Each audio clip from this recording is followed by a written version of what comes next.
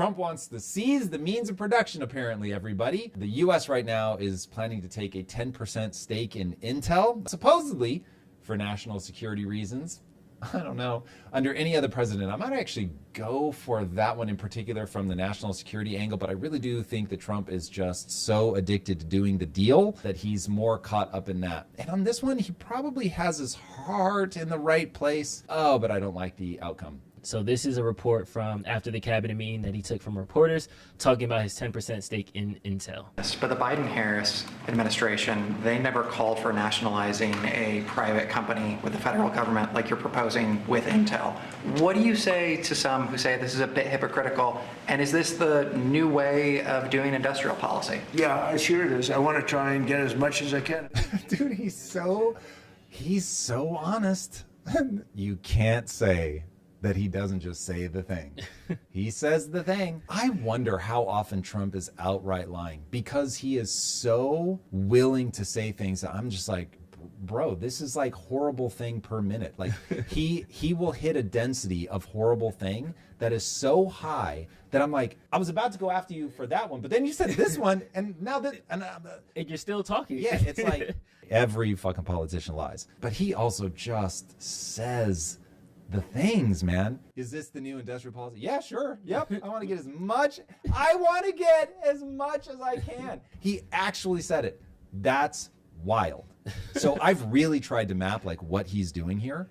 And the only thing I can think is that his frame of reference is so entrepreneurial that he's like, bro, I've done deals like this. No, Drew.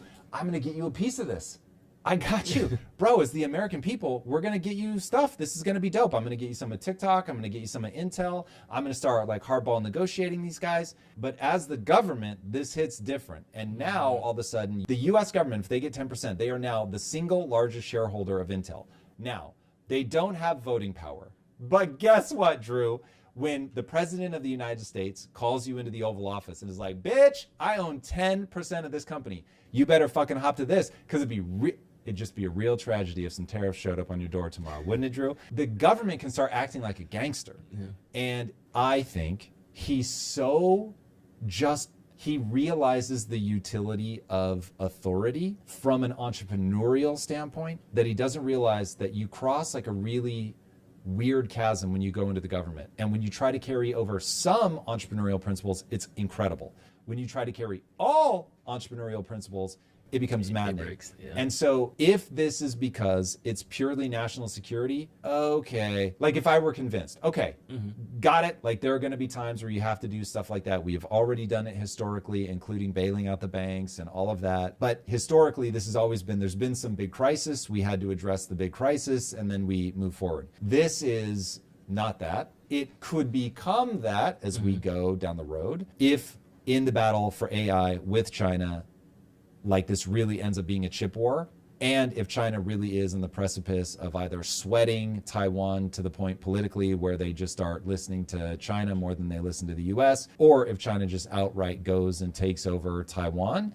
yes, we would need a backup plan. And that is what the administration has said, is this is about making sure from a national security perspective that we have access to chips. Then people will push them. But hold on, like you're negotiating increased access to chips from NVIDIA, like what are you talking about? Their punchline is only chips that are down the tech stack. They're no longer the cutting edge. We're not worried about that. We're using that in leverage with China, partly to slow down their own development, which would be good for everybody, and partly to get other concessions. I don't want to pretend that this isn't inside of a context that there's some logic to that and you can get why they would be doing what they're doing. But at the same time, like watch the pattern. And the pattern with Trump is it's a business guy who loves deals. He's legitimately excited. Part of it is he wants to throw his weight around. He wants to get things done his way. And part of it is I legitimately think this is a guy who loves America, loves the American people, wants to do something good for them, and doesn't realize that this puts them in an increasingly dangerous position.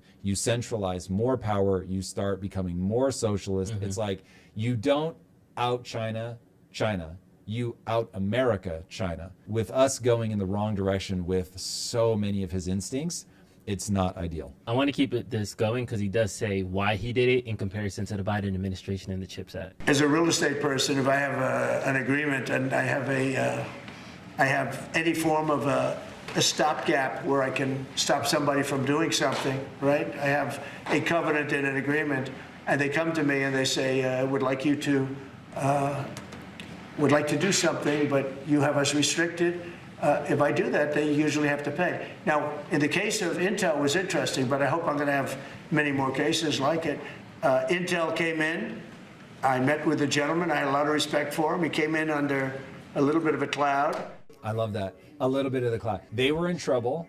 Do I pressure him to step down for national security reasons, or do I just take a piece of his company? And the fact that he's saying I hope that there are many more like this. What does that mean? You hope that there are many more industries that are a national security risk? I don't. You hope that there are more companies that are in trouble and so you have leverage over them? I don't. What exactly do you mean by I hope there are more things like this? What I think it is I hope there are many more companies that I have leverage over that I can get a piece of. What constitutes leverage? If somebody is advantaged by your tariffs, do you now have leverage over them and they should be grateful? Even if he won't say yes out loud, I think he believes yes. I think this is a guy who, in a business context, Drew, one of the most important things as an entrepreneur you have to be able to do is recognize where you have leverage. And by the way, not just recognize where you have it, you have to position yourself to get it. If he's now got the controls of the US government and he's like, okay, he has a process that he's trained himself to run in his brain nonstop. I need to build leverage, some leverage that I know how I'm going to use right now today, and some leverage I don't know how I'm going to use, but I know it'll be advantageous to me down the road somewhere. He's going to realize, oh man, I can pull a lot of levers. These do a lot of things. When you're the president, you can really do some shit. He can start putting himself in a position where he has tremendous power over all of our capitalist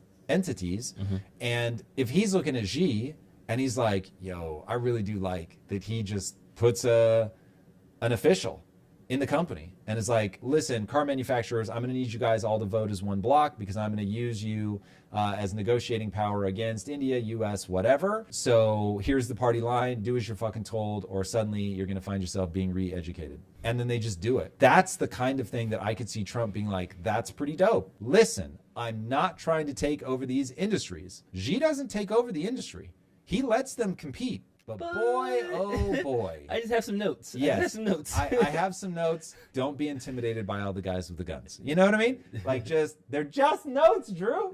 Just take the good ones, everybody. I unfortunately can see him really enjoying oh, America, we got you 10% of this, and we got you 5% of that, and we got you 50% of TikTok. And right now, I almost feel worse that they realize that it's not going to be popular to start a sovereign wealth fund where they take your tax dollars and they buy something. But he is expecting it to be very popular that he can get you stuff for free. He's going to be looking for those leverage points, which all look like him hitting a big stick, going, hey, yeah, I hate that. I'm conflicted. I've been reading Atlas Shrugged later, and the entire inciting incident is one of the mines got nationalized. So I'm automatically government control, bad. Yep.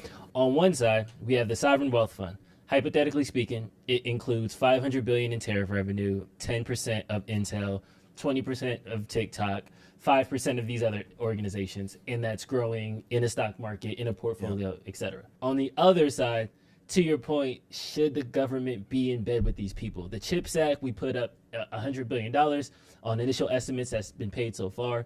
And with that, we didn't, quote unquote, get anything back. That's Trump's words. So instead of me just giving you money or investing in a resource or investing in an industry, at least now I have a percentage of it, and I'm on the upswing. I have the upside leverage. This is where people really rightfully start going crazy about the idea of corruption. Part of what makes the government work is that the government isn't getting anything back from the things that they try to create the soil in which their people can thrive. Gotcha. Once you understand the government's job is not to feed the government, it's not to grow the government, it's to support the people, then all of a sudden you're like, oh, okay, I get what this is. So you want to create the soil. So the government should think of itself as my job is to make sure that the soil has a ton of nutrients so that the farmers can go out and do their thing. And so where do we need to put a little bit of nutrients to make sure that those things can grow? And then you want to see them grow. And if you start getting a monopoly or something like that, consider those weeds or consider that a locust swarm, and I've got to go deal with that. Cool. That, yeah, 100%. The government should be doing that. What the government shouldn't be doing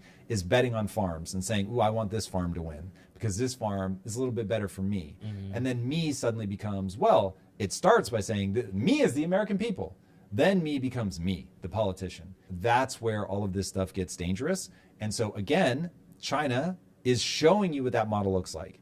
And my fear is because it is successful, there's no denying that people will look at that and go, oh, I want to do that. I would say that China is better, way better for politicians than it is for the average person. We are about to find out how true that is because remember, this system for a long time was starving tens of millions of people to death. America has never done that. But then China pulled people out of poverty faster than we did. So that's a win in China's column. But now that Xi Jinping is in power and nobody can stop him, this is the thing that democracies are meant to protect against. Because democracies are worse when you have a string of like so-so leaders, right? Like, oh God, we're just pulling back and forth from one side to another. And when you've got somebody like Deng Xiaoping who's like yanking China out of poverty, you're like, yo, like we're falling behind. Like these guys, they're really fucking killing it. We're over here, like this sucks. Like we have constant gridlock. We're not able to get any momentum. Everybody's thinking short term. I don't want to be a part of this. This is super lame. We got to be like the UAE. We got to be like China. Like these guys are moving a lot faster. And it's like when one of those motherfuckers breaks bad, they start killing people left, right, and center. And they will take you down the darkest of dark roads for like 100 years. This is the thing that we're protecting against. If you could have a benevolent dictator, like if Jesus came down from heaven and he was willing to run America, oh, cool. But alas, it tends not to be that way. And this is why people say absolute power corrupts absolutely. And so once you have somebody in that role who is not responsible to anything other than their ability to maintain like cohesion, they will maintain cohesion through violence.